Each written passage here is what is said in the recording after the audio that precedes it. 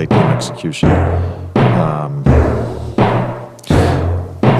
No, ain't no party like a Diddy party, so. Yeah, that's what's up.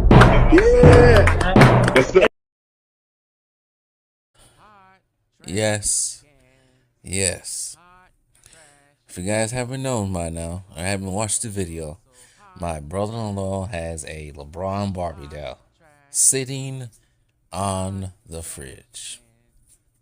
It is true. I couldn't believe my eyes when I saw it. I was flabbergasted. Just absolutely flabbergasted. A loss for words. Absolutely besides myself when I saw that sitting on the fridge. I'm like, really? You really went out to go buy that? Wow. Said it cost him $80. Cost him $80 to buy that thing. And he paid no $300 for it, but he said he's keeping it inside the case. Because he thinks it's going to be a collector's item that's going to be worth a lot of money down the line. I guess that's the upside to buying a Barbie doll, but is it really? Will it really sell money in a couple of years?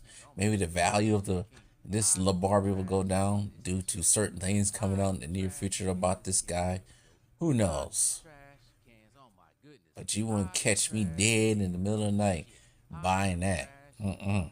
No siree.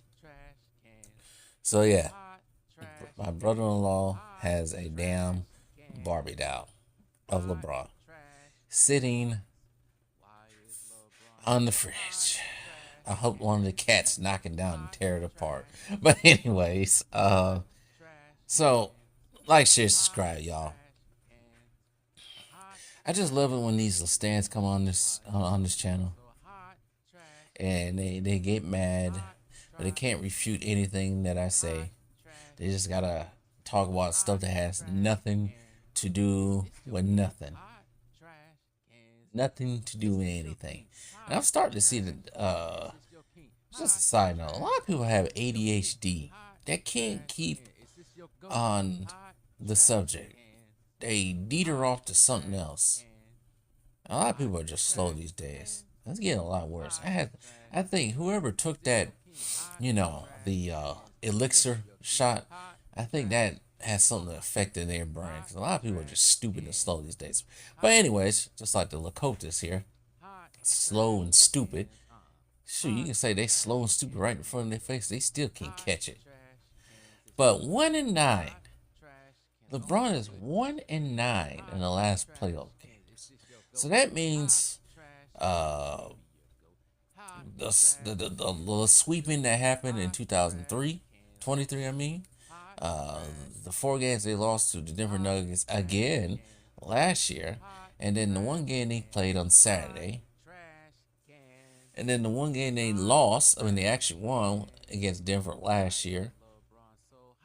1-9 in your last 10 playoff games.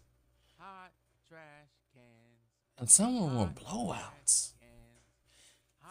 That's not great. That's not good. 1-9? But you guys want me to get on one bended knee like this guy did and say this guy's the GOAT? No. Not when you 1-9 in your last 10 playoff games. Jordan certainly never did anything like that. If we want to go that route, he would never go 1-9 in the last 10 playoff games. Never. Ever do something like that. But this guy's got the nerve to get up on here and rant and scream about LeBron, that all the time. No. Big goofies. You 1-9. You 1-9. Not only that you 1-9, you're pathetic as well. Absolutely pathetic. what I saw on Saturday night. This guy just begging. Why are you begging so much, man? To get a foul. And he still didn't get it. I don't get that one at all. But you're 1-9. What is it, like 2-30 or something when it comes to game winners too? But you guys want me to call this guy the GOAT. Unbelievable, man. That's completely unbelievable, terrible record. 1-9. I'm pretty sure, not without even looking at the statistics, I mean, the wins and losses, I think Michael Jordan's last 10 playoff games wasn't 1-9. I think it was the other way around. But it's funny, they just want us to put this guy that has more losses than wins in the column above anybody else. But like I said before, these guys today celebrate losing. They don't celebrate winning. They celebrate losing. That's why they think it's all right for someone to be 4-6 and be considered to be the GOAT. That's why they consider somebody who went 1-9 in the last 10 playoff games to be the GOAT. They consider someone that continues to keep building I wouldn't even say super teams, but continues to keep putting top 75, top 50 players around his ass and still can't finish the job. And then 10 years later, he lying about it, talking about a person, a 10-time perennial All-Stars wasn't part of the big three no more. That's the type of time we on with this type of guy.